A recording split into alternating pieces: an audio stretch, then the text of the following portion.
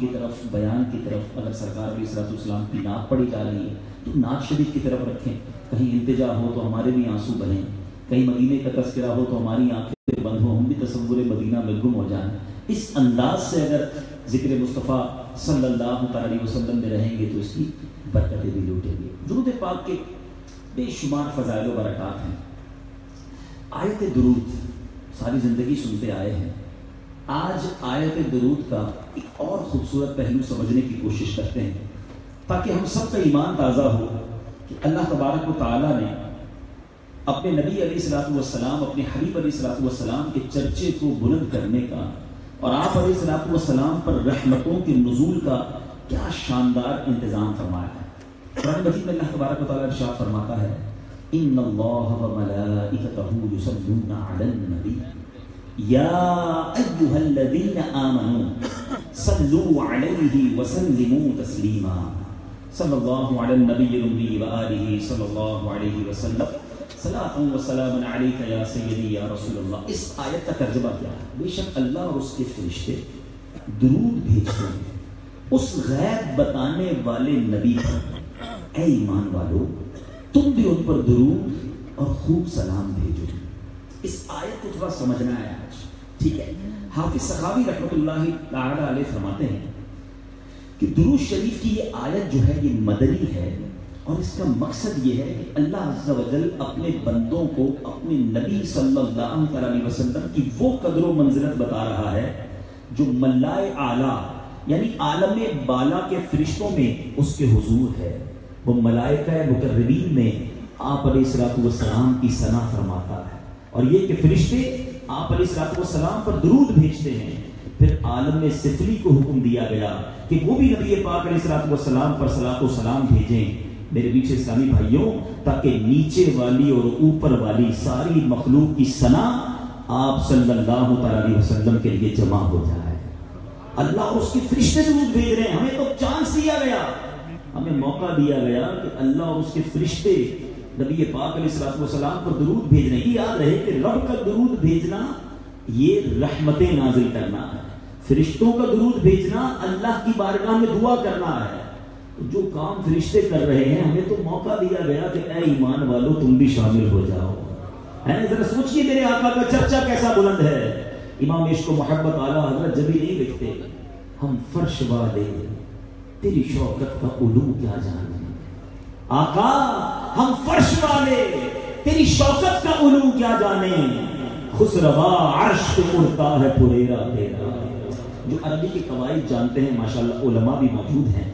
اس میں جو آیت میں لفظ یصلون ہے، یاد رہے انگلش میں کہتے ہیں کنٹینیو ورب. مسلسل اگر کوئی فعل ہونے والا ہو اس کے لیے صیغہ لایا جاتا. یہ نہیں کہ ایک بار درود پڑھا گیا، نہیں. اللہ اور اس کے فرشتے مسلسل ہمیشہ نبی پاک علیہ الصلوۃ والسلام پر درود بھیجے چلے جا رہے ہیں. رب کی رحمتیں کنٹینیو برس رہی ہیں. اب سوال یہ پیدا ہوتا ہے کہ اللہ کے فرشتے ہیں کتنے؟ میٹھے میٹھے اسلامی بھائیوں توجہ رکھیے گا. اللہ تبارک و تعالیٰ کے فرشتے کتنے ہیں؟ آج اس پر ایک تحقیق آپ کو پیش کرتا ہوں. یاد رہے اللہ خود قرآن میں ارشاد فرماتا ہے وَمَا يَعْلَمُ جُنُودَ رَبِّكَ إِلَّا هُ. اور تیرے رب کے لشکروں کو اس کے علاوہ کوئی نہیں جانتا. اللہ کے علاوہ کوئی نہیں جانتا.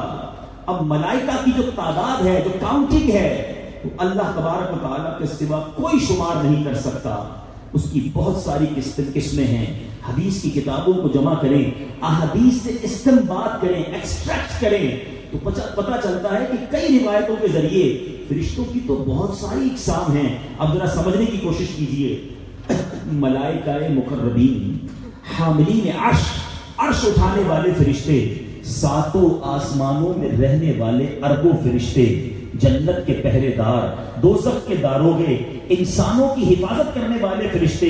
کیونکہ اللہ نے قرآن میں فرمایا یحفظون من امر اللہ، اللہ کے حکم سے حفاظت کرنے والے. سمندروں پر مقرر فرشتے، پہاڑوں پر معمور فرشتے، بادلوں پر معمور فرشتے، بارشوں پر معمور فرشتے. پیدا ہونے سے پہلے پیدا ہونے والوں کی شکلوں بنانے کے کام پر معمور فرشتے، جسموں میں روح پھونکنے والے، نباتات اگانے والے، ہواؤں کے چلانے والے، بادلوں کو چلانے والے فرشتے، پیارے آقا علیہ الصلوۃ والسلام کی بارگاہ میں ہمارے درود پہنچانے والے فرشتے، نماز جمعہ کے لیے آنے والوں کے لیے لکھنے والے فرشتے، مسلین یعنی جو نماز پڑھنے والے ہیں ان کی تلاوت پر آمین کہنے والے فرشتے، ربنا ولک الحمد کہنے والے فرشتے، نماز کے منتظرین کے لیے دعا کرنے والے فرشتے. ذرا سوچئے اتنی ساری تو کیٹیگریز ہیں، فرشتے ہیں کتنے؟ سنتے جائیے.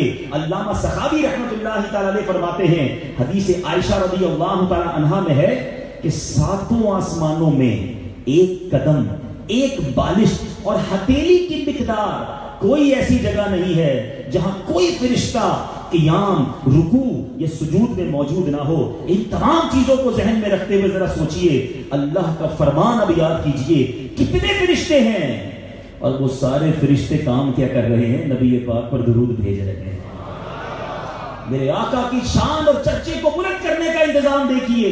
کنٹینیو اربوں نہیں خربوں بلکہ ہمیں کاؤنٹنگ نہیں پتا کتنے فرشتے ہیں. جہاں بھی ہیں سرور کائنات علیہ الصلوۃ والسلام کی ذات بالا تبار پر درود و سلام کے گجرے نچھاور کر رہے ہیں. مزید سنتے جائیے. ایک اور تحقیق ہے، امام نبہانی رحمۃ اللہ تعالی علیہ اپنی کتاب سعادت الدارین میں فرماتے ہیں فرشتے اللہ عز و جل کا سب سے بڑا لشکر ہے. سب سے بڑی کوانٹٹی جو ہے نا وہ اینجلز کی ہے، فرشتوں کی ہے. حدیث پاک میں ہے، میرے آقا فرماتے ہیں آسمان چرچرایا.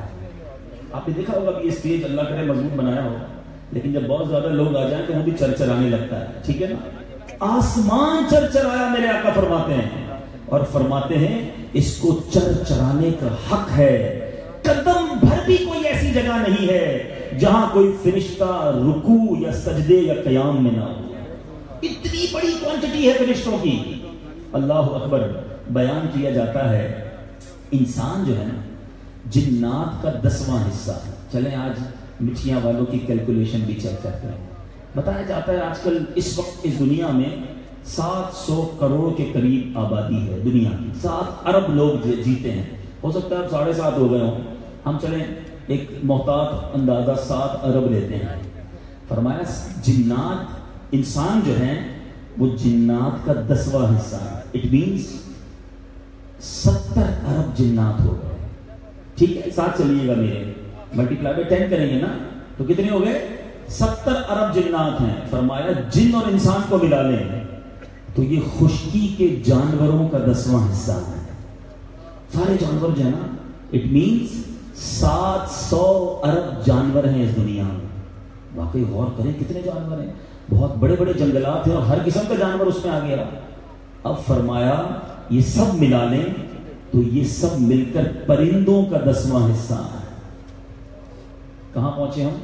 7000 ارب. آئی ایم ناٹ رانگ اگر ٹھیک ہے. 7000 ارب پرندے ہیں دنیا میں کم و بیش.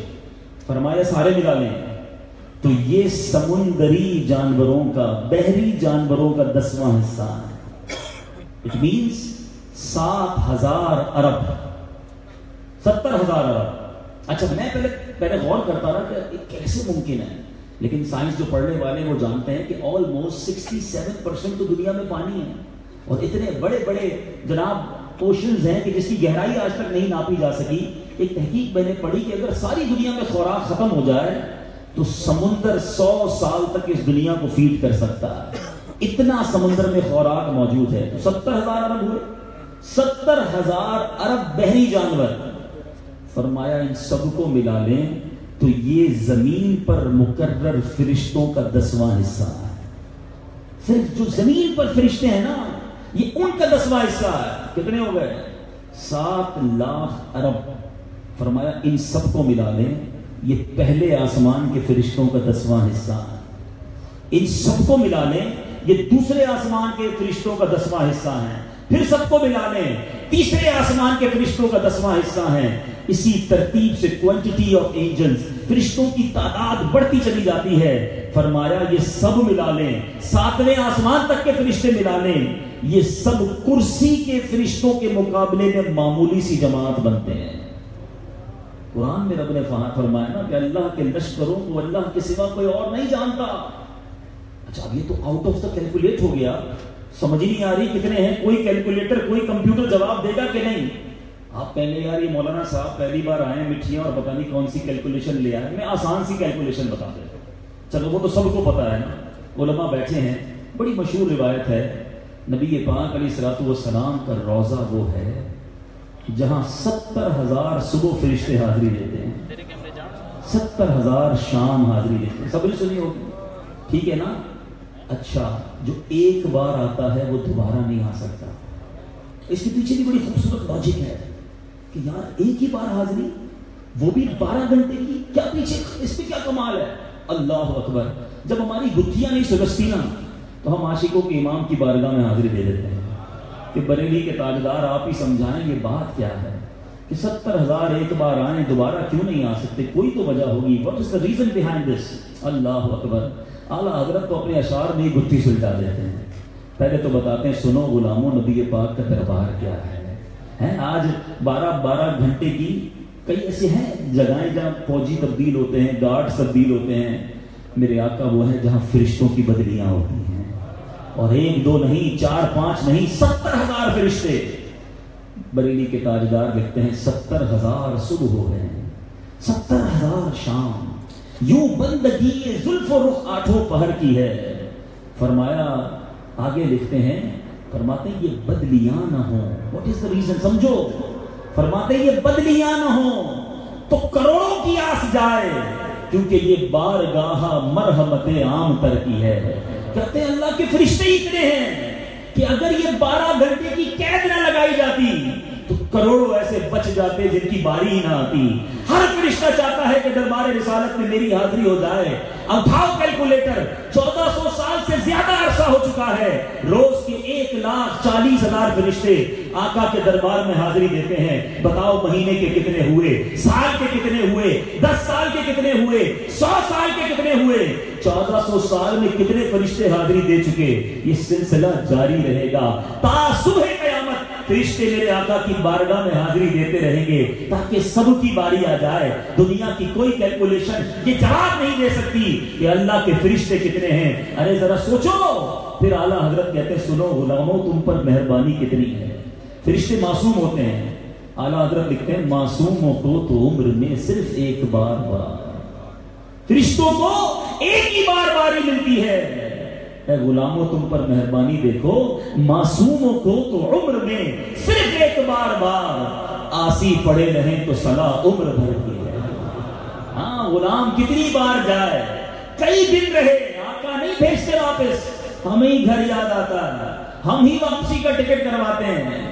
بار نہ تھے حبیب کو پالتے ہی غریب کو, روئے تو اب نصیب کو, چین کا ہو گوائے کیوں, پھر کے گلی گلی تباہ, ٹھوکرے سب کی کھائے کیوں, دل کو جو عقل دے خدا تیری گلی سے جائے کیوں. آقا نہیں لوٹاتے. اعلیٰ حضرت کہتے ہمارے دل کو کاش یہ عقل مل جائے کہ ہم سرور کائنات کا در چھوڑ کر کیوں جائیں. بات چلی گئی مدینے کی طرف, اب وہ بات بڑی پیاری ہے جو مدینے کی طرف چلی جائے, مگر میں پھر آتا ہوں موضوع کی طرف. سمجھ ہی آ رہا ہے there is no uncountable, نہیں گنے جا سکتے فرشتے, اتنے فرشتے ہیں میرے رب کے. اب یہ بات سمجھ آ گئی نا, اب دوبارہ پڑھتا ہوں آیت درود. کر کیا رہے ہیں فرشتے؟ ان اللہ وملائکتہ یصلون علی النبی. رہے گا یہی ان کا چرچا رہے گا یہی ان کا چرچا رہے گا. پڑے خاک ہو جائیں جل جانے والے پیارے آقا پر ذرا غور کیجئے, کتنے درود ہر لمحے پیش ہو رہے ہیں. میرے اور آپ کے درود کی ضرورت نہیں, ہمارے بھاگ جاگتے ہیں جب ہم درود پڑھتے ہیں, ہمارے نصیب جاگتے ہیں جب نبی پاک کی بارگاہ میں ہم درود کا نذرانہ پیش کرتے ہیں. تو خدا را اسے سعادت سمجھ کر, اسے اللہ کا احسان سمجھ کر, اس امت کے لیے شاندار تحفہ سمجھ کر درود پاک پڑھنا اپنا معمول بنائیے. آج سوشل میڈیا کے لیے بہت سارا ٹائم ہے, آج فضول باتوں کے لیے ہمارے پاس بہت سارا ٹائم ہے, بہت ساری باتیں ہم گپ شپ میں گزار دیتے ہیں, نہیں پڑھتے تو درود نہیں پڑھتے. آؤ آج اللہ نے بڑی مہربانی کی ہے, خدا کی قسم بڑی مہربانی کی ہے کہ آج چاند رات ہے, ربیع الاول کی آمد ہوئی ہے, اور اللہ کریم نے ہمیں اس کے حبیب علیہ السلام کے ذکر کی محفل میں بیٹھنے کی سعادت دے دی. ان کا ذکر خیر ہماری زبانوں کو کرنے کا موقع دیا. وہ گندی زبانیں جو کسی کام کی نہیں ہے، یہ میرے رب کی مہربانی ہے کہ ہمیں ان کا ذکر خیر انہی کے مہینے میں آج پہلی رات کرنے کی سعادت ملی ہے. میں بھی نیت کروں، آپ بھی نیت کریں کہ کم از کم اس مہینے میں تو اپنے آقا کی بارگاہ میں روزانہ 1200 بار درود پاک کا نذرانہ پیش کروں گا. آئیے نیت سے زور سے کہیے کہ انشاءاللہ عز و جل.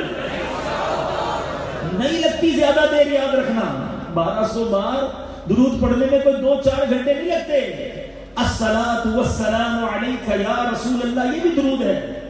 صلی اللہ تعالی علی محمد صلی اللہ علیہ وسلم، یہ بھی درود ہے. پڑھیں تو صحیح. تو انشاءاللہ چند منٹوں میں 1200 ہو جاتے ہیں. کوشش کریں گے انشاءاللہ. کیا پیش کریں جانا، کیا چیز ہماری ہے. کیا پیش کریں جانا، کیا چیز ہماری ہے. یہ دل بھی تمہارا ہے، یہ جان بھی تمہاری ہے. درود تو پڑھیں نا خدا کی قسم. جس کو کئی اسلام میں ملتے ہیں کہتے ہیں پیارے آقا کا دیدار کرنا چاہتے ہیں، کوئی طریقہ بتائیں. ہم مدینہ شریف جانا چاہتے ہیں، کوئی وظیفہ بتائیں. عشق رسول چاہتے ہیں، کوئی وظیفہ بتائیں. یقین جانے جو درود پاک ہے نا، پیارے آقا پر درود پڑھنا جو ہے نا، یہ چابی ہے عشق رسول. ذکر تو کرو جس سے محبت کرتے ہو. دنیا کا بھی دستور ہے، یقین کریں. آپ کسی کے پاس بیٹھے نا، تھوڑی دیر بیٹھے پتہ چل جاتا ہے یہ کس سے محبت کرتا ہے. جو اپنے بھائی سے محبت کرتا ہے وہ تھوڑی دیر بعد گھما پھرا کے اپنے بھائی کا تذکرہ کرے گا. جو کسی اور شخصیت کا دیوانہ ہے، فین جو آج کل کہا جاتا ہے، فالوور ہے، وہ کسی نہ کسی بہانے سے اپنی اس فیورٹ پرسنالٹی کی بات ضرور کرے گا. سرکار کا عاشق ہوگا نا، ہر تھوڑی دیر بعد اس کی زبان پر نبی پاک کا نام آ جائے گا. خوشبو آتی ہے. یقین کرو عشق رسول وہ چیز ہے جو بتانا نہیں پڑتا. خوشبو آتی ہے بندے سے کہ یہ میرے آقا کا دیوانہ ہے. اچھا کمال کی بات دیکھیں، دنیا میں عشق رسول بھی کمال کی چیز ہے. دنیا میں کوئی کسی سے محبت کرے نا اور دوسرا بھی اس سے محبت کرے تو اچھا نہیں لگتا کہ یار یہ میرے محبوب سے اتنا پیار کیوں کرتا ہے، جس کو میں چاہتا ہوں یہ اس کو اتنا کیوں چاہتا ہے. جیلسی فیل ہوتی ہے. اللہ اکبر، یہ عشق مجازی کی تباہ کاری ہے. عشق حقیقی ہو جائے نا، نبی پاک سے جتنی محبت کرنے والا کوئی ملے ہمیں اسی سے پیار ہو جاتا ہے. کہ میرے آقا کا ایسا دیوانہ ہے، ایسا یاد کرتا ہے نبی پاک کو، اتنا روتا ہے پیارے آقا کی یاد میں، بندہ اس سے محبت کرنے لگ جاتا ہے. کیوں؟ ان کے جو غلام ہو گئے، ان کے جو غلام ہو گئے، وقت کے امام ہو گئے، نام لیوا ان کے جو ہوئے، ان کے اونچے نام ہو گئے.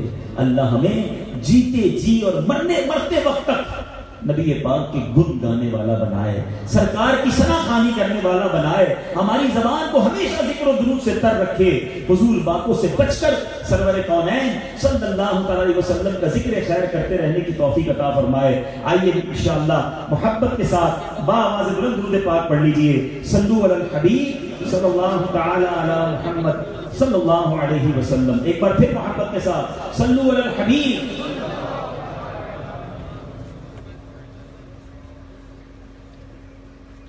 اسلامی بھائیوں، اب چلتے ہیں آج کے جو ہمارا اہم موضوع ہے، جو میں آج آپ سب کے درمیان بیان کرنا چاہتا ہوں ربیع الاول کی مناسبت سے.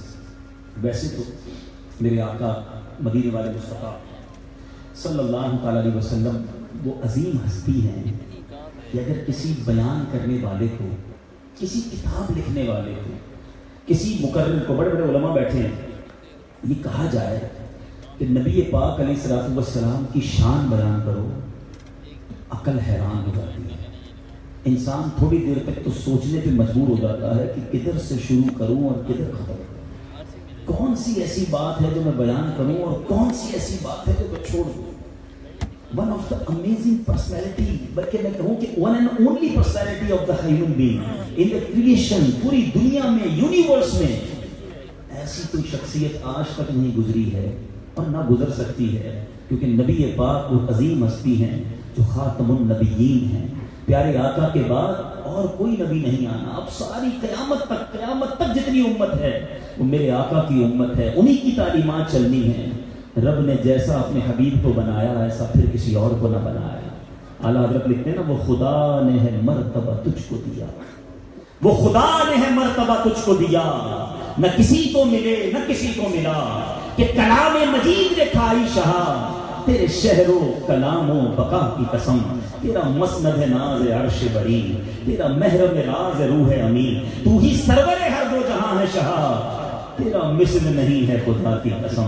نبی پاک کی ذات کو بیان کرتے ہوئے بڑے بڑے علماء نے قلم اٹھایا, مگر آخر میں وہ بھی عاجز ہو گئے.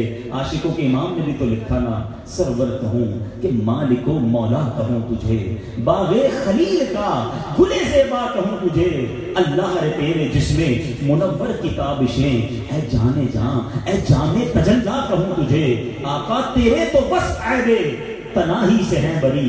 یہ شعر پہلے بھی کئی بار سنا تھا. آؤ مٹھیاں والو آج اس کا مطلب سمجھ لو, طبیعت ہری بھری ہو جائے گی. عیب تناہی, کمال کی بات کی اعلیٰ حضرت نے. مثال کے طور پہ اگر آج ابھی آپ کو کاغذ قلم تقسیم کر دیے جائیں اور کہا جائے کسی فیوریٹ پرسنالٹی جو آپ کو سب سے زیادہ پسند ہے اس کی تعریف لکھیں, ذرا اس کے اوصاف اور اسپیشلٹیز لکھیں. آپ کسی کی 15 لکھیں گے, 20 لکھیں گے, 50 لکھیں گے, 100 لکھ دیں گے. بڑا خوبصورت ہے, بڑا شفیق ہے, بڑا نرم ہے, بڑا حسن اخلاق کا پیکر ہے, بڑا خیال رکھنے والا ہے, حوصلہ دینے, لکھتے لکھتے آخر میں آپ مجھے پرچہ واپس دے دیں گے, یہ نیچے کمپلیٹ ہو گیا. اعلیٰ حضرت فرماتے ہیں جو کمپلیٹ ہو جانا ہے نا, بات کا ختم ہو جانا ہے, یہ بھی تو عیب ہے. عیب تناہی اینڈ فرماتے بات پوری ہو جانا, اوصاف کا ختم ہو جانا بھی عیب ہے.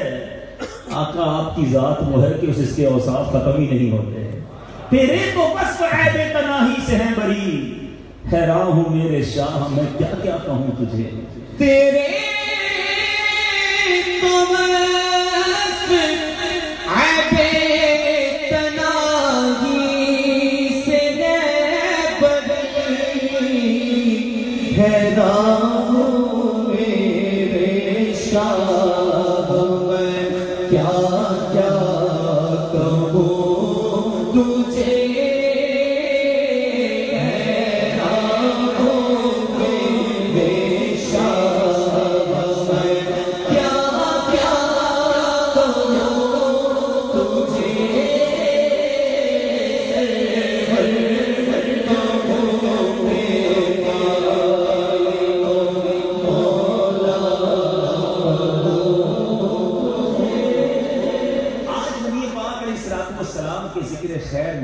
میں نے کوشش کی ہے کہ ایسا موضوع سلیکٹ کیا جائے کہ جتنے اسلامی بھائی یہاں آئے ہیں وہ آج ہی سے میرے آقا علیہ السلام کی اس مبارک عادت کو اپنانا شروع کر دیں. میلاد کا مہینہ آیا ہے, ذکر مصطفیٰ تو ساری زندگی سنتے ہیں, سننا ہی ہے, لیکن ہمیں سیکھنا کیا ہے, اپنے اندر کیا ایسی چیز کو شروع کرنا ہے, وہ آج اس بیان کو آپ سنتے جائیے اور اچھی نیتیں کرتے جائیے. پیارے آقا علیہ السلام کے دور میں حضرت زید بن ثانہ اسلام لانے سے پہلے ایک یہودی عالم تھے. پہلے ایمان نہیں لائے تھے نا, تو یہ یہودیوں کے عالم تھے. انہوں نے ایک بار نبی پاک علیہ السلام سے کچھ کھجوریں خریدی تھی. کھجوریں دینے کی جو ٹائم تھا پیارے آقا نے دینا تھا, اس میں بھی 2 یا 3 دن باقی تھی. اس نے کیا کیا, مسجد میں نبی پاک علیہ السلام کا دامن پکڑا اور نہایت تیز نظروں سے پیارے آقا علیہ السلام کی طرف دیکھتے ہوئے کہا, اے محمد صلی اللہ تعالی علیہ وسلم, عبد المطلب کی ساری اولاد کا یہی طریقہ ہے, تم لوگ ہمیشہ لوگوں کے حقوق ادا کرنے میں دیر لگایا کرتے ہو اور ٹال مٹول کرنا تم لوگوں کی عادت بن چکی ہے. پیارے آقا سے اس انداز میں بات کی, حالانکہ ابھی ٹائم باقی تھا. یہ منظر دیکھنا تھا کہ فاروق اعظم سیدنا عمر فاروق اعظم رضی اللہ عنہ جلال میں آ گئے, نہایت غضبناک نظروں سے گھورتے ہوئے کہا کہ اے خدا کے دشمن, کیا تجھے خدا کے رسول صلی اللہ علیہ وسلم سے بات کرنے کا سلیقہ نہیں, پتہ نہیں کس سے گستاخی کر رہا ہے. خدا کی قسم اگر نبی پاک علیہ السلام کا ادب کا لحاظ نہ ہوگا تو میں ابھی تلوار سے تیرا سر اڑا دیتا.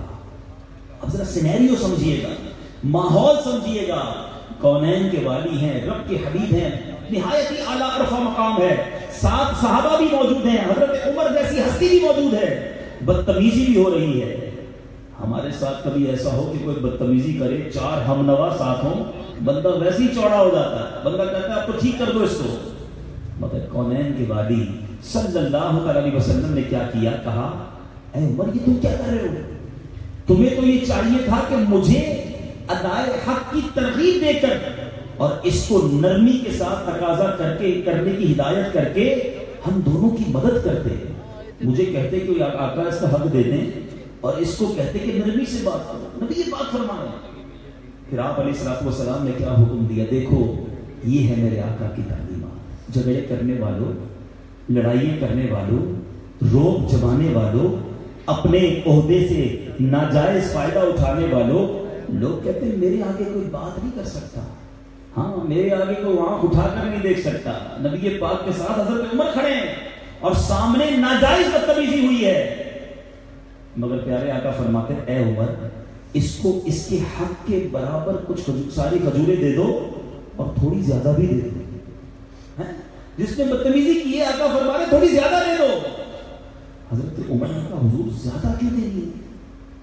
پیارے آقا علیہ الصلوۃ والسلام فرماتے ہیں کہ اے عمر حق سے زیادہ اس لیے دینی ہے کہ تم نے جو نظروں سے دیکھ کر اسے خوف زدہ کیا تھا اس کی دل جوئی کا سامان ہوگا۔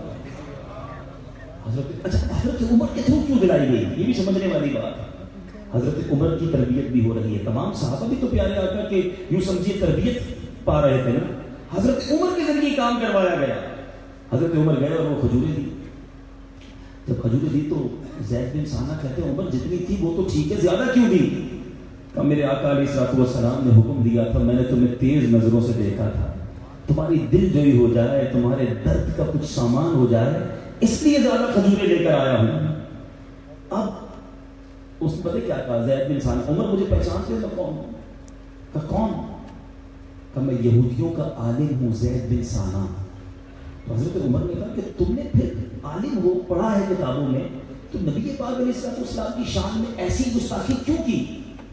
اب اس نے کیا جواب دیا سنیے، کہتے ہیں عمر بات دراصل یہ ہے کہ میں نے نبی پاک علیہ السلام میں نبوت کی تمام نشانیوں کو دیکھ لیا تھا، کتاب میں جو نشانی پڑھتا رہا ساری چیک ہو گئی تھی، دو باقی تھی وہ میں نے چیک کرنی تھی۔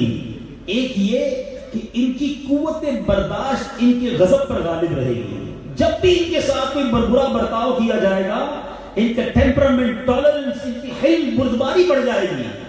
اور دوسرا یہ تھا کہ جس قدر ان کے ساتھ جہالت کا برتاؤ کیا جائے ان کا حلم اتنا ہی بڑھتا چلا جائے گا، یعنی غضب آپ کی جو ہے وہ برداشت غالب رہے گی، اور جہالت کی جائے تو حلم بڑھتا رہے گا۔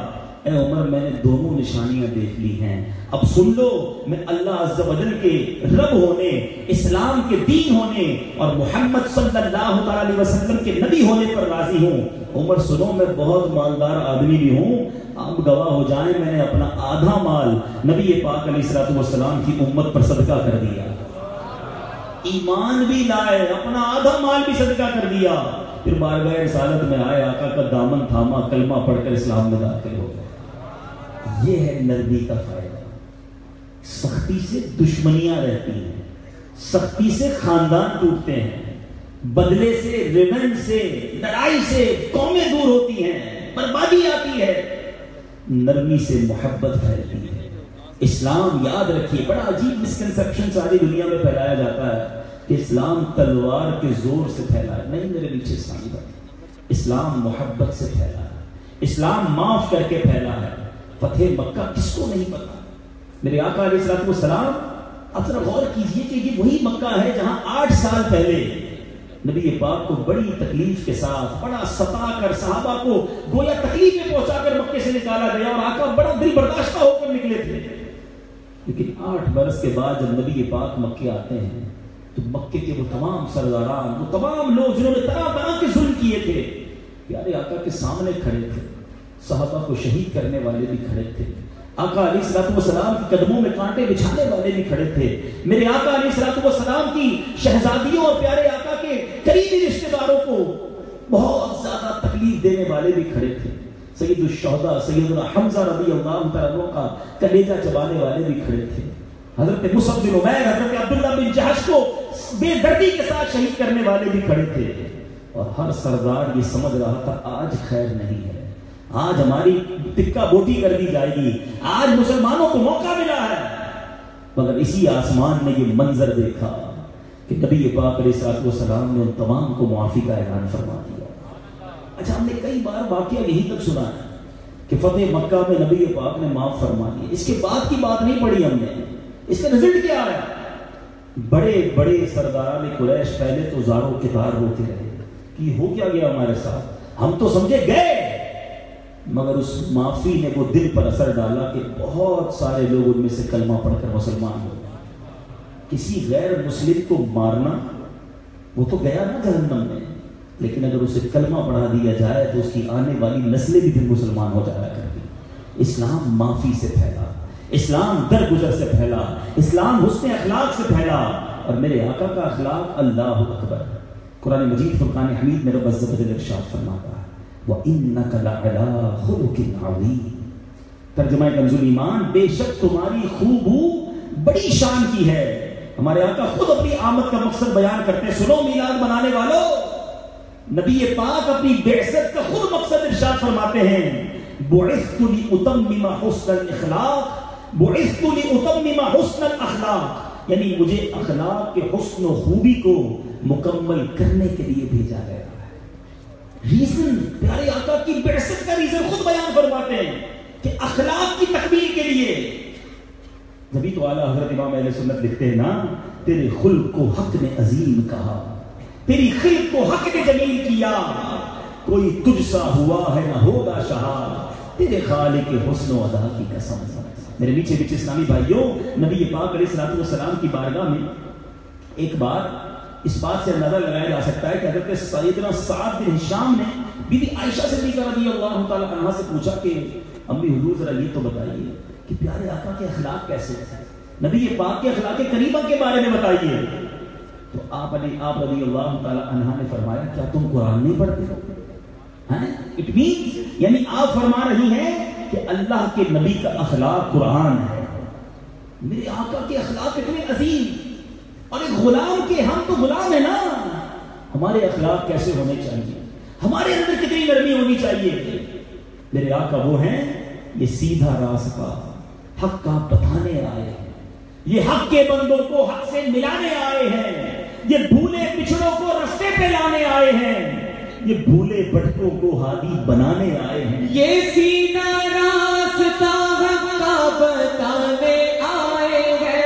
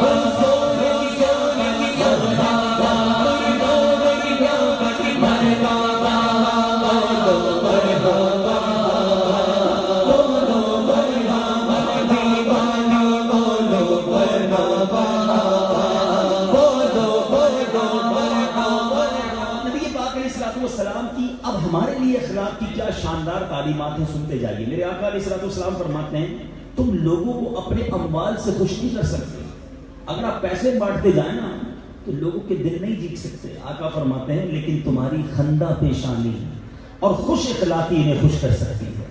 اگر آپ چاہتے ہیں نا نیچے اسلامی میں جتنے مجھے سن رہے ہیں یا بعد میں مدنی چینل پر سنیں کہ میں ہر دن عزیز ہو جاؤں, لوگ اس سے محبت کرنے لگے, تو آپ شفیق ہو جائیں, آپ نرم ہو جائیں, آپ مسکرانے والے بنے. نہیں مسکراتے, مجھے کئی ایسے چہرے یاد ہیں جن کو میں نے آج تک مسکراتے نہیں دیکھا. کیوں بھائی؟ پیارے آقا علیہ الصلوۃ والسلام کے بارے میں صحابہ فرماتے ہیں, عرض کرتے ہیں کہ ہم نے جب بھی نبی پاک کو دیکھا آقا ہماری طرف دیکھ کے مسکرا رہے ہیں.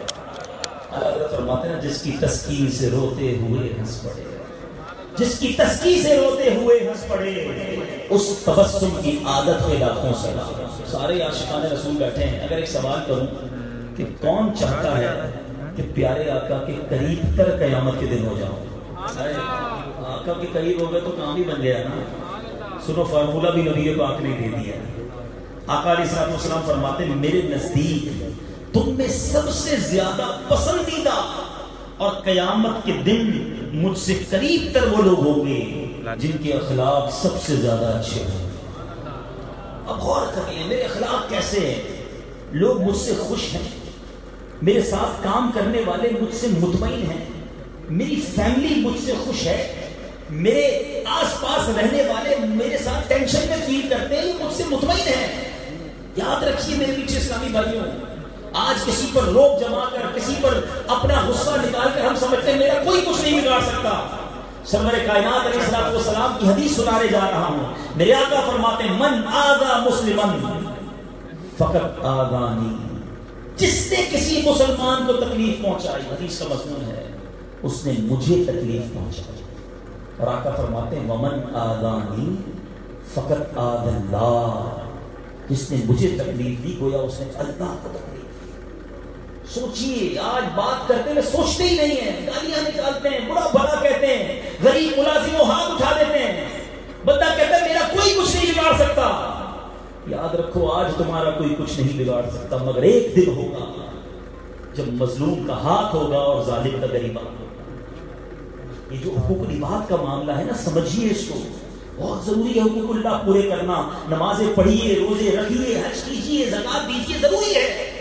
لیکن اگر کوئی ساری زندگی نماز نہ پڑھے اور مرنے سے پہلے سچی توبہ کر لے, اللہ راضی ہو جائے, تو رب کریم اس کے گناہ معاف فرما دیتا ہے. مگر کسی نے لوگوں کے حق دبائے, اے چوری کرنے والوں, اے لوگوں کا مال دبانے والوں, اے مسلمانوں پر ظلم کرنے والوں, اے مسلمانوں پر روک جمانے والوں, اے غریب لوگوں پر اپنا تکبر کے ذریعے انہیں ذلیل کرنے والوں, سنو, جب تک بندہ معاف نہیں کرے گا تب تک رب بھی معاف نہیں فرمائے گا. آج بھی کر لیجئے معافی, آج کر لیجئے لوگوں کو راضی. ہم اس کو بڑا آرڈنری سمجھتے ہیں, بڑا نارمل سمجھتے ہیں. میرے پیچھے اسلامی بھائیوں, حقوق العباد کا معاملہ بڑا سخت ہے. ایک بار نبی پاک علیہ الصلوۃ والسلام نے صحابہ کرام سے سوال کیا, بتاؤ تم میں سے مفلس کون ہے؟ حدیث پاک کا مضمون ہے بتاؤ مفلس کون ہے. یہی کوسچن میں اگر اتنے بڑے گراؤنڈ میں کروں تو شاید آپ کا بھی وہی جواب ہوگا جو صحابہ کرام نے جواب دیا تھا. یا رسول اللہ, مفلس وہ ہے جس کے پاس درہم و دینار نہیں ہے, مال نہیں ہے. آپ بھی کہیں گے جو بیچارہ بغیر گاڑی کا ہے, بغیر گھر کا ہے, پیسہ نہیں, وہ مفلس. آقا فرماتے نہیں, مفلس وہ نہیں, بلکہ مفلس وہ ہے جو قیامت کے دن پہاڑ جتنی نیکیاں لے کر آئے گا, پہاڑ جتنی نیکیاں لے کر آئے گا اور مفلس ہوگا. فرمایا روزے بھی ہوں گے, نمازیں بھی ہوں گی, عبادتیں بھی ہوں گی. مجھے بہت سارے چہرے ایسے نظر آ رہے ہیں جو نمازی بھی نظر آ رہے ہیں, روزے رکھنے والے بھی ہوں گے, حسن زن حاجی بھی ہوں گے, کئی کئی عمرے کیے ہوں گے. سنو, آقا فرماتے ہیں پہاڑ جتنی نیکیاں لے کر آئے گا, مگر اس حال میں آئے گا کہ کسی کا دل دکھایا ہوگا, کسی پر ظلم کیا ہوگا, کسی کو گالی نکالی ہوگی, کسی کا مال دبایا ہوگا. اب وہ مظلوم اللہ کی بارگاہ میں کھڑے ہو جائیں گے کہ مولا ہمارا حق دلا. یاد رکھو, رب کسی کا رب انصاف فرمانے والا ہے, مظلوم کا حق دلانے والا ہے. اب اس دن کیا ہوگا؟ آقا فرماتے ہیں اب اس نیک بندے کی جو نیکیاں ہوں گی نا, یہ ان مظلوموں میں بانٹی جائیں گی. ایک بندہ آئے گا, اس کو نیکی دے دی جائے گی, دوسرا آئے گا, اس کو نیکی, ایک ایک کر کے اس کی ساری نیکیاں لے جائیں گے. مگر زندگی ایسی گزاری ہوگی کہ ابھی اور بندے باقی ہوں گے. تو فرمایا اب کیا ہوگا, ان مظلوموں کے گناہ اس کے سر ڈالے جائیں گے. انصاف ہونا ہے نا. بندہ کہتا ہے میرا کوئی کچھ نہیں بگاڑ سکتا, میں تو بس جو ٹھیک ہے جو منہ میں آتا ہے میں کہہ دیتا ہوں. میرے آگے آنکھ اٹھا کر بات نہیں کر سکتا کوئی. میرے آفس میں میرا بڑا روب ہے, میرے گھر میں میرے آگے کوئی زبان درازی نہیں کر سکتا. I am a leader of my house, I am a leader of my company. جو میرا آرڈر ہوگا وہی چلے گا. آج جمال و روب, آج توڑ دو دل, سنو اس دن کیا ہونا ہے. آقا فرماتے پھر اس کی دوسروں کے گناہ اس کے سر پہ ڈالے جائیں گے. اب اعلان ہوگا کہ اس شخص کو جہنم میں ڈال دیا جائے. فرمایا یہ ہے مفلس جو پہاڑ جتنی نیکیاں لا کر بھی جہنم میں جائے گا. کیا ہم نے زندگی کے اس پہلو پر غور کیا؟ میرے آقا کی شفقت, نرمی, عاجزی کا عالم یہ ہوا کرتا کہ پیارے آقا کو ستانے والے جب نبی پاک کے سامنے آتے آقا معاف فرما دیا کرتے. ایک بار میرے آقا ایک درخت کے سائے تلے سو رہے تھے, آرام فرما رہے تھے. ایک شخص آیا پیارے آقا پر جان لینے کے لیے, ننگی تلوار لے, نام تھا غورس. آقا پر معاذ اللہ ارادہ کیا تھا حملہ کروں گا. پیارے آقا کے قریب آیا, نبی پاک کی آنکھ کھل گئی. غورس کہتا ہے اے محمد صلی اللہ علیہ وسلم, آج تم کو مجھ سے کون بچائے گا؟ نبی پاک نے ایک ہی لفظ کہا, آئے ہائے. آقا نے فرمایا اللہ. بس اللہ کے حبیب کی زبان سے ذکر اللہ ہوا. غورس کانپنے لگا, ہاتھ سے تلوار گر گئی. پیارے آقا نے وہ تلوار اٹھا لیا. فرمایا غورس اب تم کو مجھ سے کون بچائے گا؟ کہتا حضور آپ معاف کرنے والے, آپ کریم ہیں. پیارے آقا نے اسے معاف کرنا. ہے وہ کریج ہمارے اندر. ہم تو چھوٹی غلطی معاف نہیں کرتے. آج ہم نے اپنے گھر والوں کو کہا کہ پانی پلاؤ, اس بیچاری نے ٹھنڈا پانی نہ دیا تو اسے کوسنے دیتے ہیں. یہ گلاس پہ نہیں پیوں گا, وہ والے گلاس پہ پیوں گا. کھانا گرم کیوں نہیں ہے, دسترخوان ٹائم پہ کیوں نہیں لگایا, کپڑے ٹائم پہ استری کیوں نہیں ہے. ارے وہ بیوی ہے, غلام نہیں. کیا اس کا دل نہیں؟ بچوں کو جب جائیں جیسے چاہیں ذلیل کرتے رہے. میں بڑی عجیب بات کہنے جا رہا ہوں, اللہ سلامت رکھے میرے شیخ طریقت امیر اہل سنت کو. بعض اوقات ایسی شاندار بات فرماتے ہیں کہ ہماری عقلیں حیران ہو جاتی ہیں. امیر اہل سنت فرماتے ہیں اگر کسی شوہر نے کسی بیوی کی دل آزاری کی ہے بغیر شرعی عذر کے, بغیر جس کو آپ کہیں شرعی اجازت کے, تو شوہر کو بیوی سے معافی مانگنی ہوگی. کسی باپ نے اپنے بیٹے کا دل بغیر کسی شرعی اجازت کے دکھایا ہے, ذلیل کیا ہے, تو باپ کو معافی مانگنے ہوگی. کوئی کہے گا میں بیوی سے کیسے معافی مانگوں؟ مرد ہو کر آج مانگ لو, کل ایسا نہ ہو قیامت کے دن پچھتانا پڑے. امیر اہل سنت نے ایک اور اسٹیپ فارورڈ ہو کر فرمایا کہ اگر پیر مرید کی دل آزاری کرے, سنو یہ ہے میرے پیر و مرشد اور ان کی تعلیمات. فرماتے ہیں پیر مرید کی دل آزاری کرے اور اس کی شرعی اجازت نہ ہو تو پیر کو مرید سے معافی مانگنی ہو. یہ ہے اسلام. اور اس کی شاندار وجہ بیان کرتے ہیں کہ ماہ و شما کی شمار میں نبی پاک اپنے غلاموں کے سامنے ارشاد فرمایا کرتے کسی کا حق آتا ہے تو مجھ سے لے لو. آقا اعلان فرمایا کرتے تھے اسلام اس چیز کا نام ہے. پیسہ آ جائے, شہرت مل جائے, نام ہو جائے, ہمارے تو پیر ہی زمین پہ نہیں رہتے. کہتے ٹون ہی چینج ہو جاتی ہے. ایسا نہ کرو. آج کوئی غریب بلائے, ہمارے پاس جانے کو ٹائم نہیں ہوتا. نہیں جناب بہت بیزی ہوں, پتہ نہیں ہے میں کیسے آؤں گا تمہاری دعوت میں. امیر نہ بلائے تو ہم غمزدہ ہو جاتے ہیں. جانا بلانا تو بہت جلد فوراً پہنچ جاتے ہیں, نہ بلائیں تو فکر ہوتی ہے یار میرا کارڈ کیوں نہیں آیا. اپنے دل سے پوچھو یہ کیا ہے. نبی پاک کی بارگاہ میں ایک حبشی غلام آتا, کہتا حضور میرے گھر پہ آپ کی دعوت کرنی ہے اور میرے پاس گھر پہ کچھ پرانی چربی ہے اور کھجورے ہیں. مینیو بھی بتا دیا ہے, یہی کھانا میرے پاس. آقا اس حبشی غلام کے گھر بھی تشریف لے جاتا ہے.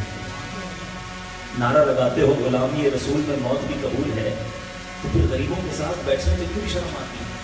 کیوں اپنی کسی ملازم کے گھر نہیں جاتے؟ میں مشورہ دے رہا ہوں یہاں سب کو, خدا را اپنے اندر عاجزی پیدا کیجیے. جس کے دل میں رائی کے دانے کے برابر تکبر ہوگا, یہ حدیث آپ نے بہت بار سنی ہے, عمل کیوں نہیں کرتے ہم, وہ جنت میں نہیں جائے. تکبر کے بہت سارے ایٹیٹیوڈز ہیں. ہم تو ہاتھ ملانا پسند نہیں کرتے, یار یہ بندہ میرے برابر میں کیوں بیٹھا ہے, مجھے کتنے بٹھا دیا آپ نے, کن لوگوں میں بٹھا دیا. ارے جو یہ کہتا ہے وہ سوچے. اور تکبر کس شے کا نام ہے؟ نبی پاک اپنی سواری پر اپنے غلاموں کو ساتھ بٹھا دیا کرتے. ہم نے بٹھانا پسند کرتے نہیں, میرے پیچھے سے. آج ربیع الاول کی پہلی رات ہے, پیارے آقا کے اخلاق کریمہ سے میں اس مدنی گلدستے سے کچھ پھول آپ کی طرف پڑھا رہا ہوں، اپنے دل کے مدنی گلدستے میں سجائیے۔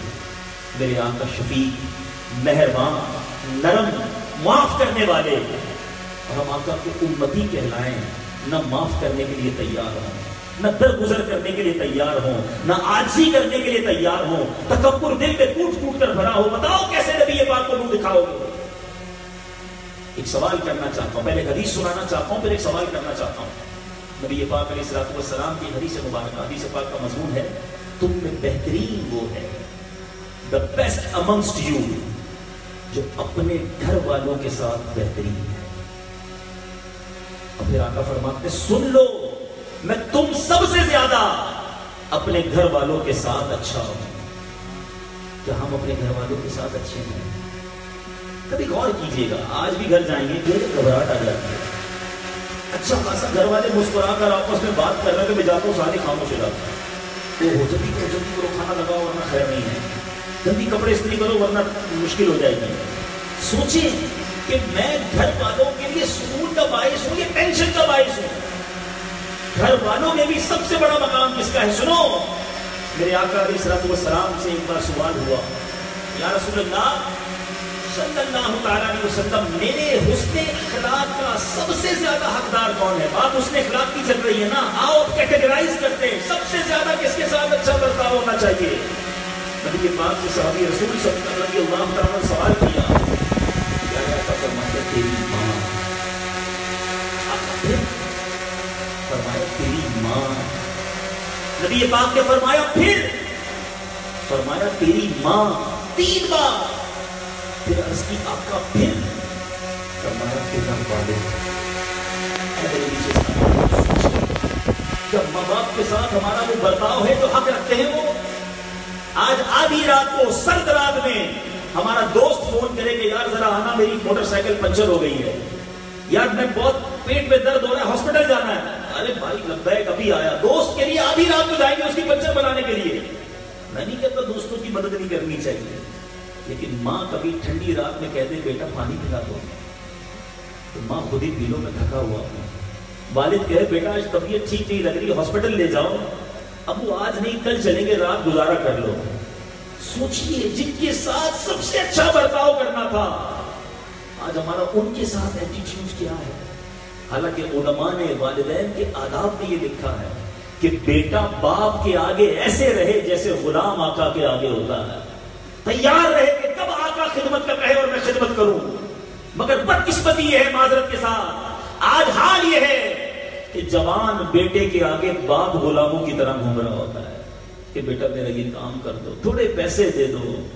توبہ توبہ توبہ، کدھر جائیں گے وہ لوگ جو اپنے ماں باپ کو ستاتے ہیں، جو اپنے ماں باپ کا ادب نہیں کرتے؟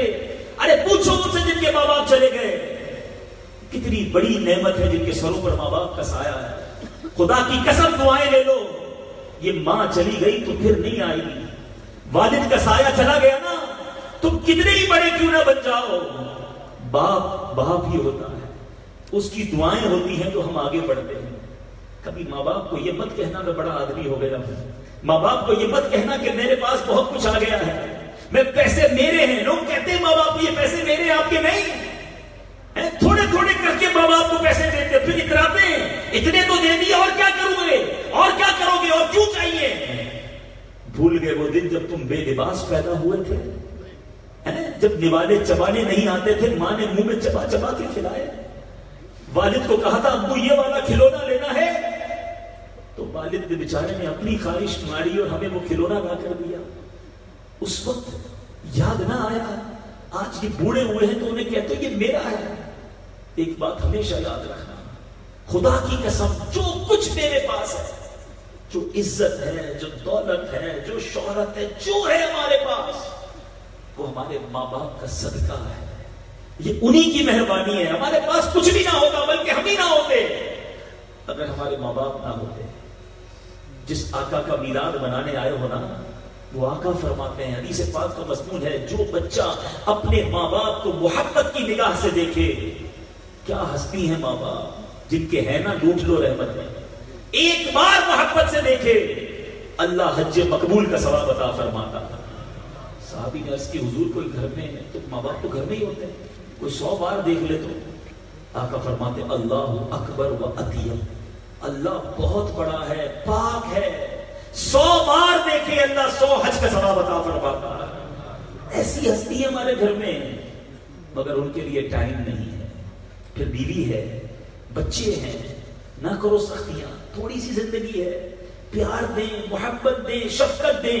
بی بی عائشہ صدیقہ رضی اللہ تعالیٰ عنہا سے پوچھا گیا کہ نبی پاک علیہ السلام گھر میں کیسے رہتے؟ آپ فرماتی کہ آپ علیہ السلام اپنے نالین, اپنے چپل مبارک خود گانٹھ لیتے, یعنی سی لیتے, کپڑوں میں پیبند لگاتے, سارے کام کیا کرتے جو مرد اپنے گھروں میں کرتے ہیں. آج گھر جاتے ہی آرڈر شروع ہو جاتا ہے, پتہ نہیں کتنا تھکا ہوا آیا ہوں, یہ کیوں تیار نہیں ہے, وہ کیوں تیار نہیں. کوئی بات نہیں, ہو جاتی ہے غلطی اس سے بھی, وہ بھی انسان ہے. آپ کی طبیعت, آپ کا موڈ خراب ہو, اس کا بھی ہو سکتا ہے. یہ نہ سمجھو وہ دل نہیں رکھتی.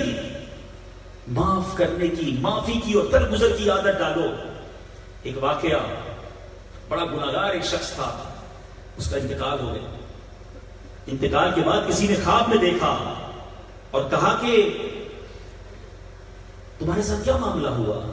کہتا ہے بس میری مرنے کے بعد بخشش ہو گئی. خواب دیکھنے والا حیران ہو گیا کہ تو بڑا گناہگار, میری بخشش کیسے ہو گئی؟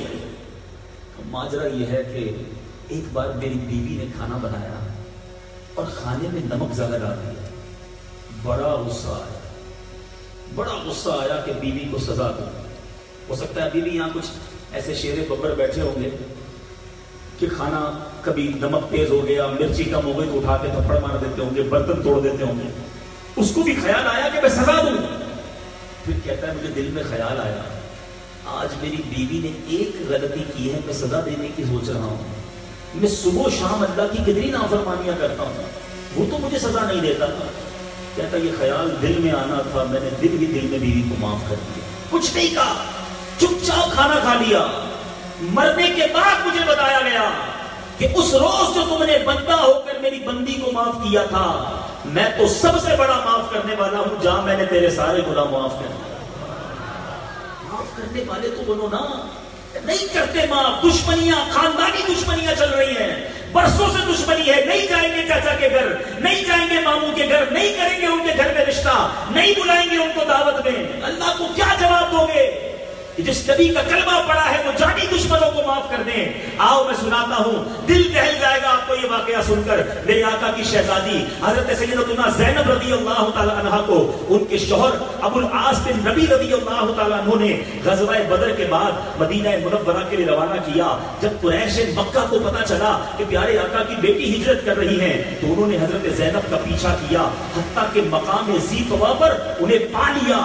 حبار بن اسود نامی شخص نے حضرت سیدنا زینب کو نیزہ مارا. ہماری پیارے آقا علیہ السلام کی شہزادی کو نیزہ مارا, جس کی وجہ سے آپ گر گئی اور آپ کا حمل ضائع ہو گیا. باپ کی تکلیف سوچ سکتے ہو کہ جس کی بیٹی کو نیزہ مارا جائے اور حمل ضائع ہو جائے, اور وہ بھی نبی پاک علیہ السلام کی شہزادی کا. حضرت سیدنا جبیر بن مطعم رضی اللہ عنہ فرماتے ہیں نبی پاک کے ساتھ بیٹھے تھے, اتنے میں پیارے آقا کے دروازے پر حبار بن اسود آ گیا. جس نے یہ کیا تھا ابھی اسلام نہ لائے تھے, داخل ہوا اور بیٹھ گیا, آتے ہی بیٹھ گئے. پیارے آقا علیہ السلام نے پیارے آقا سے کہا, صحابہ نے کہا حضور حبار بن اسود آیا, بیٹی پر جس نے نیزے کا وار کیا ہو, جس کی وجہ سے حمل ضائع ہو گیا ہو. ارشاد فرمایا میں نے اسے دیکھ لیا. ایک شخص مارنے کے لیے کھڑا ہوا تو پیارے آقا نے اسے بیٹھنے کا اشارہ کیا. حبار نے اب کھڑے ہو کر کہا اے اللہ کے نبی آپ پر سلامتی ہو, میں گواہی دیتا ہوں کہ اللہ تعالیٰ کے سوا کوئی معبود نہیں, اور میں گواہی دیتا ہوں کہ محمد صلی اللہ علیہ وسلم اللہ کے رسول ہیں. یا رسول اللہ میں آپ سے بھاگ کر کئی شہروں میں گیا, میں نے چاہا کہ عجمیوں یعنی غیر عربیوں کے ملک میں رہوں, پھر مجھے آپ کی نرم دلی یاد آئی, صلہ رحمی یاد آئی, جہالت کا برتاؤ کرنے والے سے آپ کا درگزر کرنا یاد آیا. اے اللہ کے نبی ہم شرک میں مبتلا تھے, پھر اللہ نے آپ کے وسیلے سے ہمیں ہدایت دی اور ہمیں ہلاکت سے نجات بخشی. لہٰذا آپ میری جہالت اور میری اس بات سے جس کی آپ کو خبر پہنچی ہے درگزر فرمائیں, کیونکہ میں اپنے برے کام کا اقرار کرتا ہوں, اپنے گناہ کا اعتراف کرتا ہوں. रहीम और करीम आका अलैहिस्सलाम ने क्या इरशाद फरमाया?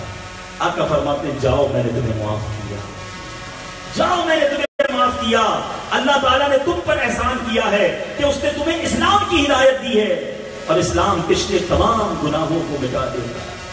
उस नबी का कलमा पढ़ा है हमने, उस आका के उम्मती हैं हम, फिर भी दुश्मनियां नहीं छोड़ते, फिर भी बच्चों को तलकीन करते बड़े होकर फला से बदला लेना है।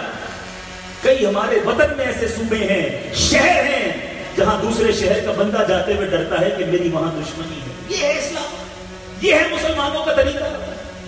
माफ करने वाले बड़ों नीचे इस्लामी भाइयों, कहीं ऐसा ना हो। हदीस पाक सुनाने जा रहा हूं, नबी पाक अलैहिस्सलाम इरशाद फरमाते, जिसका मजमून है, जो माफ नहीं करता उसे माफ नहीं किया जाता, जो रहम नहीं करता उस पर रहम नहीं किया जाता।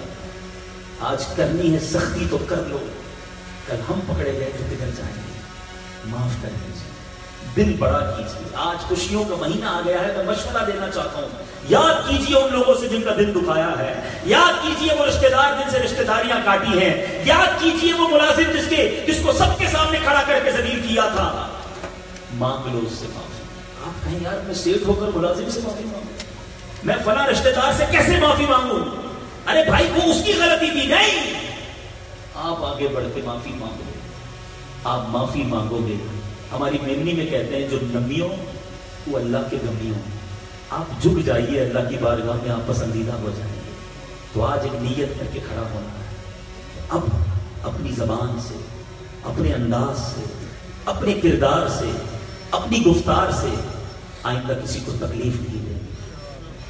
माफी और दरगुजर अपनाइए। कहीं ऐसा ना हो कि दिल दुखाते हुए, रोक जमाते हुए जिंदगी तो गुजर जाए। माजरत के साथ मैं अपने बुजुर्गों से भी यहां कहना चाहूंगा कि कुछ बुजुर्ग हालांकि उम्र में बड़े होते हैं मगर उनकी जबान बड़ी सख्त होती है। आपको लगता है कि मैं बूढ़ा हूं, जो चाहे कह दो। नहीं, आपके बच्चों के भी दिल हैं। आपको कोई कहता नहीं है कि आप बड़े हो गए, आप बूढ़े हो गए, आपको कुछ कहता नहीं है, लेकिन दिल न तोड़िए। अमीर अहले सुन्नत खुद कई बार मदनी मुज़ाकरों में फरमा चुके हैं कि मेरे पास क्यों दुनिया आती है, मैं भी 65-67 साल का हूं, अगर मैं भी डांटता रहूं, झिड़कता रहूं तो मेरे पास भी नहीं आएंगे। अल्लाह सलामत रखे उनको। जो जाता है सबको खुशियां देते हैं, सबको मुस्कुरा के मिलते हैं, सबकी पीठ थपकते हैं। आप हर दिल अजीज बनना चाहते हैं तो आप भी मुस्कुराहटे बिखेरना शुरू कर दीजिए। अल्लाह ताला से दुआ करते हैं कि रब्बे करीम हम सबको प्यारे आका के हुस्न अखलाक का जर्रा नसीब फरमा दे। आका करीम अलैहिस्सलाम के हुस्न अखलाक के सदके हमें भी नर्म कर दे, शफीक कर दे, मेहरबान कर दे, लोगों के लिए आसानियां पैदा करने वाला बना दे। हमारे पास जब लोग आए तो कंफर्टेबल फील करें, इजी फील करें, डिफिकल्ट फील ना करें। कुछ लोग ऐसे होते हैं जिनसे बात करने में डर लगता है। क्यों डर लगता है भाई हमसे बात करने में लोगों को? नबी पाक की बारगाह में सहाबा को जो कहना होता खड़े होकर अर्ज करते, हमसे हमारा मुलाजिम बात नहीं कर सकता, हमसे हमारा फैमिली मेंबर बात नहीं कर सकता, हमसे हमारा एम्प्लॉय बात नहीं कर सकता। क्यों ऐसा माहौल रखा है हमने? तो दावत इस्लामी वाले मुझे सुन रहे हैं, अगर आपसे आपका मातहत बात नहीं कर सकता, आपसे आपका जनाब आपकी मजलिस का रुकन बात नहीं कर सकता, अगर तो उस्ताद बैठा है अगर उससे शागिर्द बात नहीं कर सकता, वो सोचे मेरा रवैया कैसा है। जब सरवर कायनात अलैहिस्सलाम की बारगाह में खड़े होकर हबशी गुलाम अर्ज कर लिया करते, दूर दूर से आने वाले बद्दू प्यारे आका से बात कर लिया करते, जो कहना होता अर्ज करते। हमने क्यों ऐसा माहौल बनाया है कि हमसे लोग बात ना कर सकें? ऐसा न करें, नर्म हो जाएं, शफीक हो जाएं, मेहरबान हो जाएं, फिर देखें जिंदगी कैसी आसान होती है। लोग कहते हैं मेरी लोग इज्जत नहीं करते, आप इज्जत देना सीख जाएं, आपको इज्जत मिलना शुरू हो जाएगी। आप खुद ही लोगों को जलील करते हैं। याद रखिएगा, रोब और है और इज्जत और है। लोग कहते हैं मेरी बड़ी बात मानते हैं मेरे एम्प्लॉइज, ये रोब है आपका। आप जाएं जरा हटें, फिर सुने आपके बारे में क्या कहते हैं। इज्जत वो है कि आप उनके सामने हो या ना हो आपको दुआएं दे रहे हैं। ऐसी जिंदगी गुजारो पीछे इस्लामी भाइयों की, जब दुनिया से जाए ना तो लोग हाथ उठाकर दुआ करें कि या अल्लाह बड़ा खुश अखलाक, बड़ा ख्याल रखने वाला था, उसकी मग़फ़िरत फरमा। ऐसा ना हो कि हमारे जाने पर लोग कहें कि जान छूटी। बहरहाल बहुत सारी बातें मैंने आज के बयान में अर्ज करने की कोशिश की हैं। अल्लाह मुझे और आपको तकब्बुर से बचाए, अल्लाह मुझे और आपको हसद से बचाए, अल्लाह मुझे और आपको मुसलमानों की दिल आज़ारी से बचाए। खुदारा आज से प्रैक्टिस शुरू कीजिए, इसके लिए वाकई कोशिश करनी होगी। जिसकी ज़बान बहुत चलती है ना, गुस्से का तेज है, اس کو اپنے اوپر کنٹرول کرنا ہوگا. ایک صحابی نے نبی پاک علیہ السلام سے عرض کیا حضور کوئی عمل بتا دیں میں جنت میں چلا جاؤں. ارے کتنا خوبصورت سوال ہے. اور نبی پاک نے بڑا شارٹ آنسر دیا, ولا تغضب ولک الجنہ, غصہ نہ کر تیرے لیے جنت ہے. تو غصہ نکالیے اپنے اندر سے. بہت غصہ آتا ہے تو جگہ سے چلے جائیے, رپلائی نہ دیجیے, آہستہ آہستہ آپ نرم ہو جائیں گے. بہرحال یہ باتیں, یہ اخلاق کی تربیت دعوت اسلامی کے مدنی ماحول میں ہوتی ہے. برائے کرم اس مدنی ماحول سے وابستہ ہو جائیں, انشاءاللہ آپ نرم ہوں گے. آپ کو نبی پاک کی سنتوں پر پریکٹیکلی عمل کرنے کا جذبہ ملے گا. اللہ سلامت رکھے میرے شیخ طریقت امیر اہل سنت کو مدنی انعامات کے ذریعے نبی پاک کی عادتوں کو ہمارے اندر داخل کرنے کی کوشش کی ہے. فرمایا کیا آپ اپنے گھر میں سے تمام لوگوں کو, گھر والوں کو یا باہر والوں کو, بلکہ ایک دن کے بچے کو بھی آپ کہہ کر پکارتے ہیں؟ یہ سنت ہے کہ چھوٹے بچے کو بھی آپ کہہ کر پکاریں. اب جس کو آپ کہہ کر پکار رہے ہیں اسے لڑائی کیسے کریں گے, اس پر سختی کیسے کریں گے؟ کیا آپ نے اپنے والدین کے ہاتھ چھوئے؟ یہ ہمارے مدنی انعام ہے. یعنی بہت ساری ایسی چیزیں ہیں جو آپ کے اندر نرمی پیدا کرے گی. پیارے آقا کے اخلاق کریمہ کی سمجھیے آپ کے اندر جھلک آنا شروع ہو جائے گی. یہ دعوت اسلامی کا مدنی ماحول اپنا لیجئے تو انشاءاللہ عز و جل ہمارے اندر یہ نرمی, یہ شفقت اور پیارے آقا کے اخلاق کی جھلک نظر آنا شروع ہوگی. نیت کرتے ہیں انشاءاللہ کہ ہم کسی کا دل نہیں دکھائیں گے, محبتوں کو انشاءاللہ پھیلائیں گے. اچھا اس کا ایک طریقہ بھی علماء نے لکھا کہ اگر آپ چاہتے ہیں نا کہ محبتیں پھیلیں, آپ کے اخلاق اچھے ہوں, تکبر نکل جائے, تو فرمایا سلام کو عام کرو, پہلے کریں سلام. ہاں ایسے بھی لوگ ملے کہتے میں کیوں سلام کروں, اس کو آ کے مجھ سے سلام لینا چاہیے. عمر میں چھوٹا ہے مجھ سے, رتبے میں چھوٹا ہے, میرا ملازم ہے, میں اس کو سلام کروں. مجھے بتائیے پھر تکبر کس شے کا نام ہے؟ تکبر کہتے ہیں اس کو ہے کہ بندہ کسی سے اپنے آپ کو سپیریئر سمجھے. آپ اچھا سمجھ رہے ہیں نا اپنے آپ کو کہ میں کیوں سلام کروں؟ نہیں, جس کو جانتے ہیں نہیں جانتے, آگے بڑھ کر سلام میں پہل کریں, انشاءاللہ دل صاف ہونا شروع ہو جائے گا, آپ کے اندر نرمی آنا شروع ہو جائے گی. اب ایک بات بتاتا ہوں آخر میں, ایمان تازہ ہو جائے گا.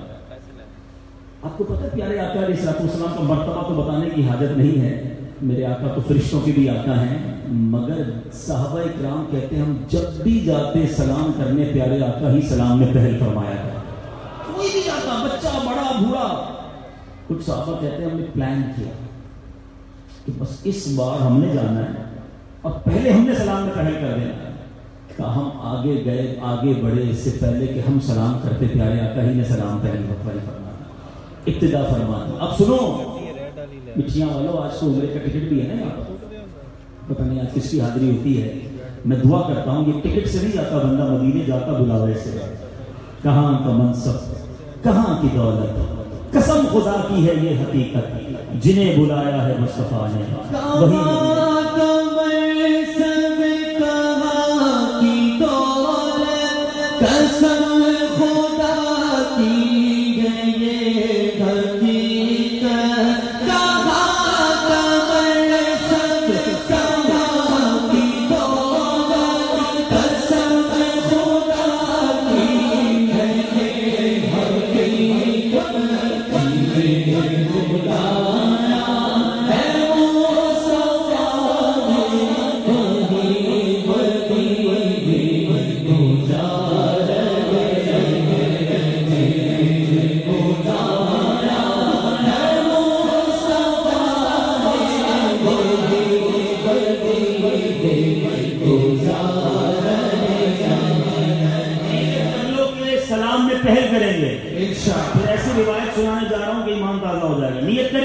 سلام میں پہل کریں گے. سلام کرنا بھی نہیں آتا. السلام علیکم ورحمۃ اللہ وبرکاتہ, دوہرا لیجیے, السلام علیکم ورحمۃ اللہ وبرکاتہ. یہ سلام کرنا سیکھ جائیے. اور جواب کیسے دیں گے؟ وعلیکم السلام ورحمۃ اللہ وبرکاتہ. اب سنانے جا رہا ہوں.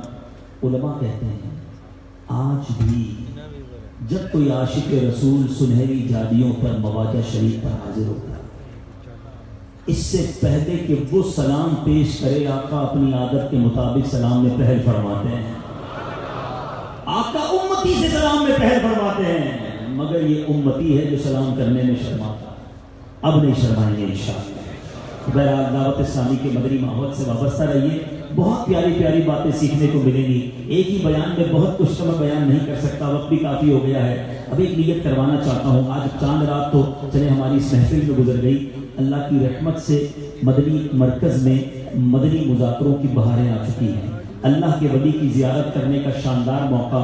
روزانہ انشاءاللہ 12 ربیع الاول تک عشاء کے فوراً بعد تقریباً 8 بجے براہ راست مدنی چینل پر مدنی مذاکروں کا سلسلہ ہے. تو آپ سب سے گزارش ہے کہ آپ سارے اسلامی بھائی جو ہے وہ نیت کر لیں کہ انشاءاللہ 12 ربیع الاول تک ہونے والے مدنی مذاکروں کو بھی مدنی چینل کے ذریعے دیکھیں گے انشاءاللہ. اور اس بار تو کمال کیا یہاں صدیقی کابینات والوں نے کہ 25 تاریخ کو آنے والے سیٹرڈے ہفتے کو صبح انشاءاللہ سیال کوٹ ضیا کوٹ سے خصوصی طیارہ تاجران اور دیگر اسلامی بھائیوں کا باب المدینہ کراچی فیضان مدینہ کے لیے جا رہا ہے. تو مجھے پہلے بتا دیتے تو ہم شاہد بھائی سے کچھ لکھتے اس طیارے کی بھی رکھوا لیتے.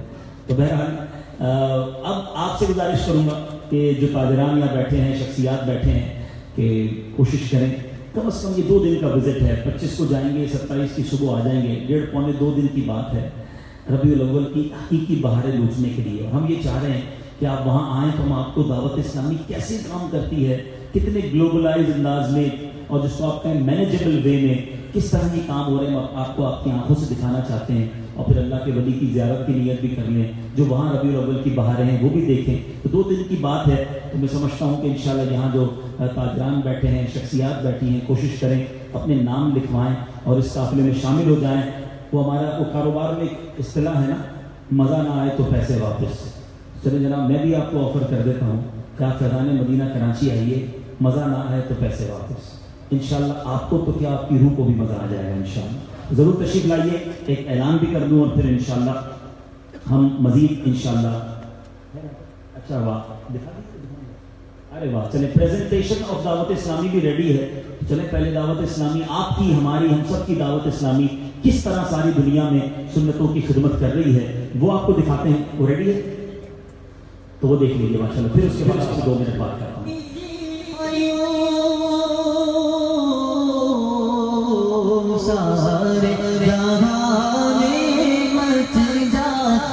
أنا أتلذذ عندما أكرر اسم شيخنا. أتلذذ أطيب ما أتلذذ بطعام الحلو. فرما رہے ہیں کہ میں جب امیر اہل سنت کا نام لیتا ہوں تو میں لذت محسوس کرتا ہوں اس سے زیادہ کہ جب میں کوئی میٹھی چیز کھاتا ہوں تو مجھے لذت محسوس ہوتی ہے. مجھے بڑی خوشی ہے کہ دعوت اسلامی کے تحت علمی کام بہت نمایاں سطح پر ہو رہا ہے. سب سے پہلے سنت اپنے اوپر نافذ کرتے ہیں پھر لوگوں سے کہتے ہیں کہ اس پر عمل کرو. ان کی محنتوں کو ان کی لگن کو ان کے خلوص کو اللہ کی بارگاہ میں قبول فرمائے. دور میں مذہب کی طرف راغب کرنا بچوں کو یہ بڑی خدمت ہے. مجھے بالکل آپ یقین کریں کہ مدینے کا مزہ آ رہا ہے ماشاءاللہ آج یہاں فیضان مدینہ میں. ہمیں تو لوگ دیکھتے رہتے ہیں ٹی وی کے حوالے سے, ہمیں تو ملتے رہتے ہیں, لیکن ہمیں دیکھنے کی تمنا تھی آپ کی. میں سمجھتا ہوں جتنے بھی شوبیز کے لوگ آئے انہیں ایک نئی زندگی ملی اور حضرت صاحب نے جس طرح پیار سے سر پہ ہاتھ پھیرا ہے پھر کیسے نئی زندگی نہیں ملے گی.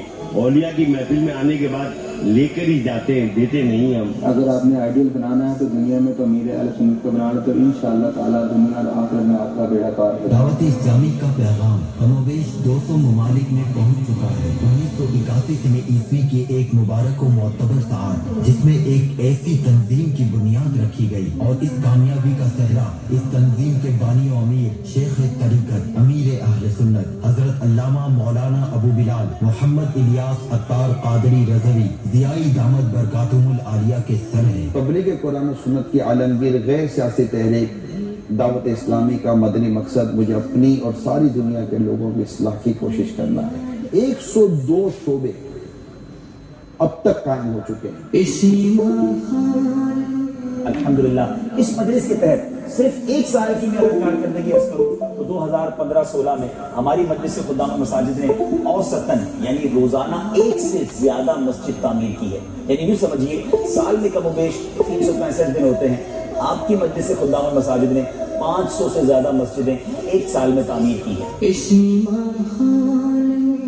الحمدللہ عز و جل دعوت اسلامی نے فروغ علم دین کے لیے ملک و بیرون ملک اسلامی بھائیوں کے لیے تقریباً 223 جامعات कायम किए हैं, जिनमें कम बेश 15,000 तलबा इल्म दीन हासिल करने और दीन का आलिम बनने में मसरूफ़ अमल है। यूं ही तादाद बयान इस्लामी बहनों के लिए मुल्कों बिरून मुल्क तकरीबन 222 जामियात कायम हैं, जिनमें 12,000 से ज़ायद इस्लामी बहनें ज़ेवर तालीम से आरास्ता हो रही हैं। अल्हम्दुलिल्लाह दावत इस्लामी के तहत मुल्क और बैरून मुल्क में तादाद बयान 2,400 से ज़ायद मदारिस मदीना अपनी बरकतें और महारत आ रहे हैं। तादाद बयान मुल्कों बैरून मुल्क तकरीबन 39 शाखें कायम हो चुकी हैं, जिनमें 14,000 से ज़ायद मदनी मुन्ने और मदनी मुन्नियाँ इल्म दीन के साथ साथ असली उलूम भी हासिल करने में मसरूफ़ अमल है। मैंने अपने बच्चों को दारुल मदीना में इसलिए दाखिल कराया है, यहाँ दीनी और दुनिया की दोनों तालीम दी जाती है। कुरान पाक सीखना, अल्हम्दुलिल्लाह इसके साथ साथ सुन्नतें और आदाब, दरस निज़ामी करना, तहारत कोर्स, फैज़ान नमाज कोर्स, तफसीर कुरान कोर्स, फैज़ान बाहर शरीयत कोर्स, और अगर कोई नया मुसलमान होता है तो न्यू मुस्लिम कोर्स। जी हाँ, ये सब करना दुनिया भर में घर बैठे कर दिया है दावत इस्लामी ने आसान। इन 2 शोबाजात के जरिए 4600 के करीब इस्लामी भाई और इस्लामी बहनें दुनिया के 86 ममालिक में इन शोबाजात का फैज़ान पा रहे हैं, कुरान पाक के नूर से अपने दिलों को मुनव्वर कर रहे हैं। अगर आप भी इन शोबाजात में दाखिला लेना चाहते हैं, आइए दावत इस्लामी की वेबसाइट को विजिट कीजिए। ऐसे पुरफतन दौर में आपके लिए दावत इस्लामी ने एक अजीम काविश की और पेश किया है मदनी चैनल। हमारे 2 बड़े सैटेलाइट इस वक्त बरे आज़म ऑस्ट्रेलिया और एशिया को मुकम्मल कवर करते हैं। इसके अलावा अल्हम्दुलिल्लाह हमारे 2 सैटेलाइट्स बरे आज़म अफ्रीका, यूरोप का कुछ हिस्सा और अरब रीजन को कवर करते हैं। फिर हमारे 2 सैटेलाइट्स यूरोप का बकिया हिस्सा और नॉर्थ अमेरिका को कवर करते हैं। अल्हम्दुलिल्लाह इस तरह हम 6 सैटेलाइट्स के ऊपर तकरीबन दुनिया का 80% एरिया कवर करते हैं। हमारे इस्लामी भाई ने इन पर इनफरादी कोशिश की और अल्हम्दुलिल्लाह ये कलमा पढ़ के मुसलमान हो चुके हैं।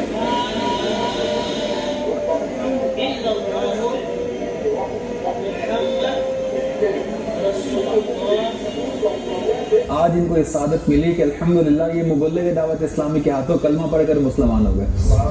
या अल्लाह मैं अपने कुफरिया मजहब से तौबा करता हूँ।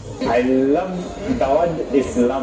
मैं आना चाहता हूँ फैज़ान मदीना और मैं अपनी एक नई जिंदगी स्टार्ट करना चाहता हूँ, सब कुछ छोड़ना चाहता हूँ। जो सा गुण मुझे आप लोगों से मिल रहा है, मेरा दिल चाहता है कि मैं आप लोगों के कदमों में बैठ जाऊँ। इस तरह मैं समझता हूँ कि मदनी चैनल पर्टिकुलरली इस्लाम की खिदमत कर रहा है, इसको अप्रिशिएट करते हैं। पहले सोच रहा था कि रोजी का क्या होगा, छोड़ दूंगा तो मिलेगी नहीं मिलेगी, लेकिन मैंने अल्लाह पे छोड़ दिया। बिजनेस कम्युनिटी के बगैर मुल्क की माशियत नहीं चल सकती। मगर मजलिस ताजरान दावत इस्लामी का जो एक शोबा है, ताजरान तक पहुंचकर भी उन्हें भी नेकी की दावत देते हैं। रिस्क के हलाल के फजाइल बताए जाते हैं और रिस्क के हराम से बचाने की उन्हें कोशिश की जाती है। न सिर्फ ताजरान बल्कि पुलिस वाले, जी हाँ, इसी के साथ साथ प्रोफेसर्स, डॉक्टर